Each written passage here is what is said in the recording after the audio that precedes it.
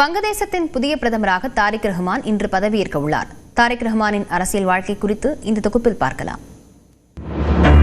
வங்கதேச தேசியவாத கட்சியின் தலைவரான தாரிக் ரஹ்மான், முன்னாள் அதிபர் ஜியாவுர் ரஹ்மான் மற்றும் முன்னாள் பிரதமர் பேகம் கலிதா ஜியா ஆகியோரின் மூத்த மகன்.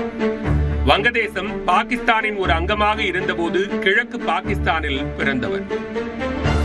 தாரிக்கிற்கு 4 வயது இருக்கும் போது 1971ஆம் ஆண்டு பாகிஸ்தான் ராணுவத்தால் கைது செய்யப்பட்டார். அதாவது அவரது தந்தை ஜியாவுர் ரஹ்மான் விடுதலை போராட்டத்தில் பங்கேற்றதால் அவரது குடும்பத்தையே கைது செய்தது பாகிஸ்தான் ராணுவம். பொம்மைகளுடன் விளையாட வேண்டிய வயதில் பாகிஸ்தான் ராணுவத்தின் துப்பாக்கிகளுக்கு நடுவே சிறையில் இருந்தார் தாரிக். பின்னர் வங்கதேசம் விடுதலை பெற்று ஷேக் ஹசீனாவின் தந்தை ஷேக் முஜிபுர் ரஹ்மான் அதிபராக பதவியேற்றார். 1975ஆம் ஆண்டு நடைபெற்ற ராணுவ புரட்சிக்கு பின்னர் தாரிக்கின் தந்தை ஜியாவுர் ரஹ்மான் முக்கியத்துவம் பெற்றார்.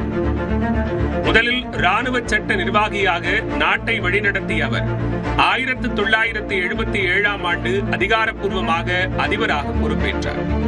ஆனால் 4 ஆண்டுகள் கழித்து அவர் சுட்டுக் கொல்லப்பட்டார்.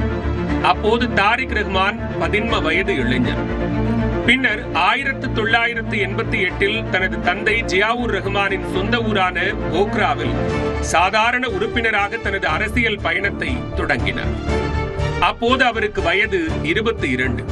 நாட்டின் அதிபரின் மகன் ஒரு சிறிய கிராமத்து கிளைக்கு சென்று உறுப்பினர் அட்டை வாங்கியது அக்காலத்தில் பெரிதாக பேசப்பட்டது. 1991இல் அவரது தாயார் கலிதா ஜியா போட்டியிட்ட 5 தொகுதிகளிலும் தேர்தல் வியூகங்களை வகுத்தது தாரிக் தான். அந்த தேர்தலில் வங்கதேச தேசியவாத கட்சி அமோக வெற்றி பெற்றது.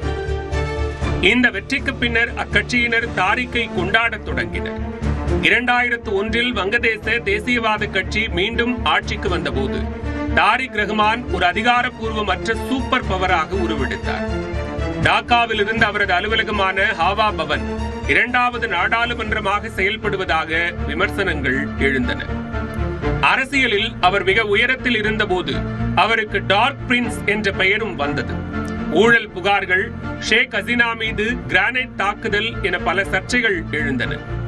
இதுவே அவர் 2007இல் கைது செய்யப்பட்டு பிறகு லண்டனுக்கு புலம்பெயரவும் காரணமாக அமைந்தது. 2008இல் லண்டன் சென்ற அவர் அங்கிருந்தபடியே கட்சியின் மூத்த துணைத் தலைவராகவும், பிறகு 2018இல் தனது தாயார் கலிதா ஜியா சிறைக்கு சென்ற பிறகு செயல் தலைவராகவும் உயர்ந்தார். 17 ஆண்டுகள் லண்டனில் இருந்து கொண்டே வங்கதேசத்தின் ஒவ்வொரு தெருவில் உள்ள தொண்டரையும் ஜூம் மற்றும் ஸ்கைப் வழியாக கட்டுப்படுத்தியதுதான் தாரிக் அரசியலின் மிகப்பெரிய மேஜிக். ஷேக் ஹசீனா பதவி விலகி இந்தியாவுக்கு தப்பிச் சென்ற பிறகு தாரிக் ரஹ்மான் மீதான வழக்குகள் ரத்து செய்யப்பட்டன. இதனால் அவர் கடந்த டிசம்பர் மாதம் நாடு திரும்பினார்.